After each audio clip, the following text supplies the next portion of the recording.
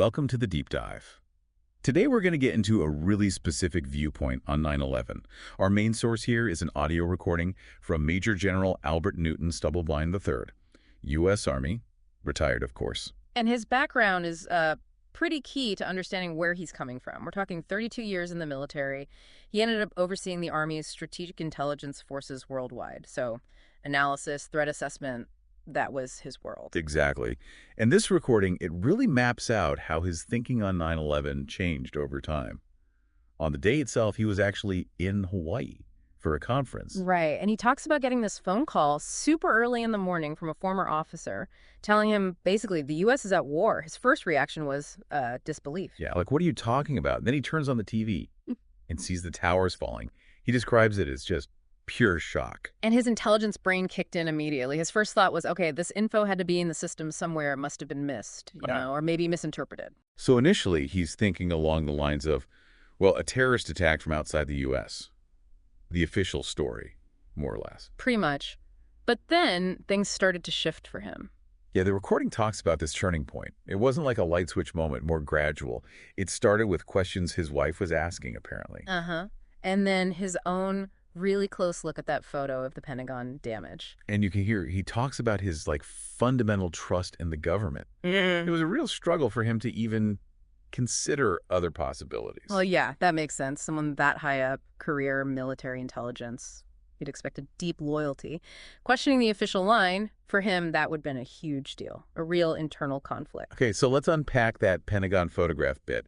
He didn't just glance at it. No, not at all. He describes it as like a detailed analysis, taking measurements, comparing the hole to what a Boeing 757 impact should look like, in his view. And his conclusion. Pretty blunt. He says, quote, "The airplane did not make that hole." And he made a point of saying this publicly, using his rank, right, to give it weight. Yes. He emphasized being a high-ranking officer making such a claim. He clearly felt it was a serious discrepancy. Now, just to be clear, the official reports do say the damage was consistent with the 757. They mentioned finding engine parts, other debris inside. Correct. That's the established finding. But Stubblebine looked at the visual evidence, the hole itself, and reached a different conclusion. He also talks about a turbine engine part found in the wreckage. Yeah, he notes it looked to him visually similar to a turbine from a missile. But he's careful there, right? He admits he couldn't prove it. Exactly. He distinguishes between what he observed, or thought he observed, and what he could definitively prove. That's kind of key to his approach. And then there's this whole thing about the Pentagon's security cameras, the external sensors. Right. He brings up the point that reportedly almost all of them were turned off that day, except for one. Just one. And what did that one show, according to him? Well, he says the image from that one sensor, when he first saw it, didn't look like an airplane. And he goes further, claiming that the imagery was later altered, changed somehow to look more like an airplane? Altered. That's a pretty strong claim. These sensors, they're supposed to pick up activity around the building. Yeah, that's their job. He's basically saying the data from the one working sensor initially showed something anomalous, something that didn't fit the 757 profile. Okay, let's shift gears to the Twin Towers. The collapse. Stubblebine raises the issue of the heat needed to melt steel girders, the structural steel. Right. He argues that the jet fuel fire, well, it just couldn't get hot enough to actually melt that steel. That's a point you hear a lot in alternative theories. It is. Now, the official explanation isn't that the steel melted per se. It's that the heat, even below melting point, combined with the massive impact damage, Weakened the steel enough for it to fail. exactly, weakened its integrity, leading to a progressive collapse. That's the core of the NIST report findings. But Stubblebine saw something else.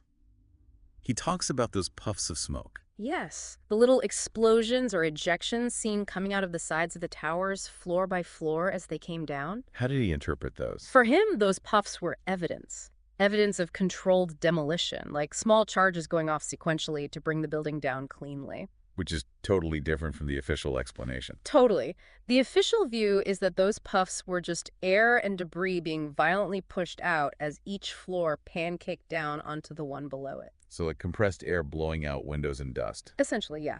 But Stubblebine reads it as detonation signatures. So his conclusion: the planes caused damage, yes, but the collapse, that was demolition. Okay, then there's Building 7. World Trade Center Building 7. the third tower to collapse that day, and crucially, it wasn't hit by a plane. Right. He points out there was a fire, yeah, but seemingly contained to a lower corner. Didn't look like enough to bring down a whole skyscraper in his assessment. And this is where Larry Silverstein comes in, the building's owner. Stubblebine calls him Silverstein. Ah, yes. The Pullet comment. That's famous or infamous, depending on your view. It is. Stubblebine refers to that video clip where Silverstein talks about the decision regarding Building 7 and uses the phrase, pull it. And Stubblebine takes that literally, as in demolish it. Yes. He interprets pull it as, like, demolition jargon, a code phrase giving the green light to bring the building down via controlled demolition. Now, in the demolition world, pull it can mean deciding to go ahead with a planned demolition, right? After safety checks. It can, yes.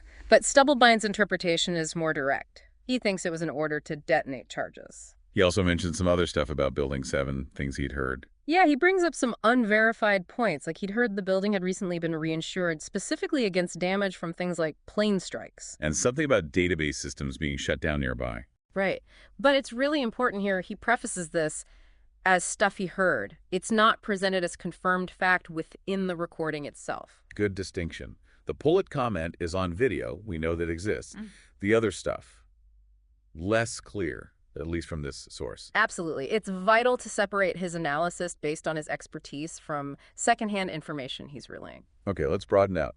He talks about other anomalies, bigger picture questions, like air defenses. Yes, this is a big one for him. He alleges that all U.S. air defense systems were shut down on 9/11. All of them. What was the supposed reason? He mentions the reported reason was that the vice president was temporarily located in Colorado for security. Okay. But shutting down air defenses while under attack, that strikes him as odd. Extremely odd from his military perspective. He questions the logic of disabling defenses precisely when they're most needed. And there was something else related to this. An exercise. Uh-huh. He brings up reports of an air defense exercise happening that same day. And here's the kicker. The exercise supposedly simulated attacks on the World Trade Center towers using airplanes. Wait, an exercise simulating exactly what was happening, running at the same time air defenses were supposedly down? That's what he presents. He calls the coincidence weirdly strange. Weirdly strange seems like an understatement, if that's accurate. Well, yeah. Official explanations usually frame these exercises as routine, unfortunate coincidences.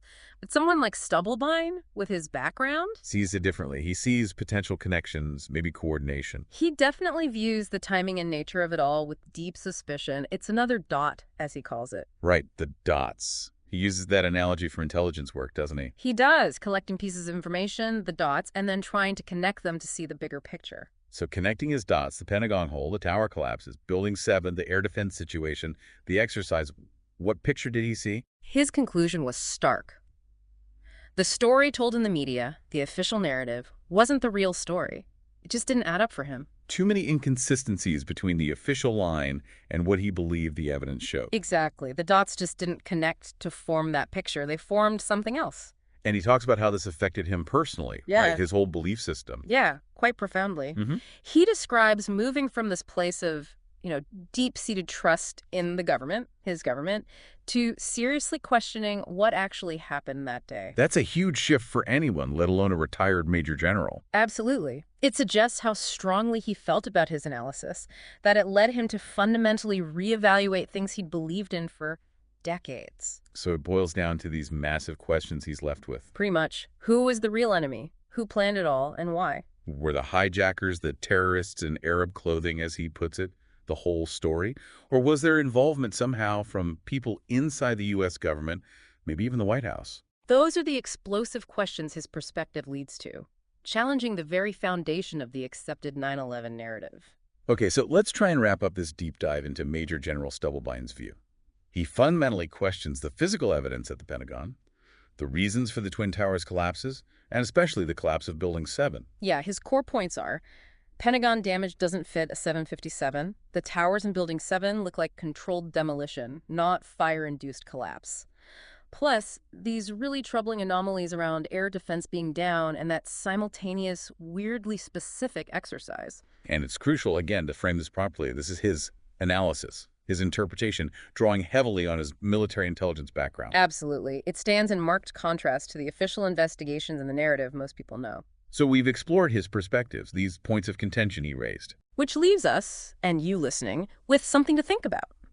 Given these questions, these inconsistencies highlighted by someone like Stubblebine, what other possibilities might exist? Does his analysis hold water for you, or do the official explanations seem more plausible? It really underscores the importance of looking critically at major events, doesn't it? Maybe doing your own research, considering different viewpoints. Definitely. Food for thought, long after the events themselves.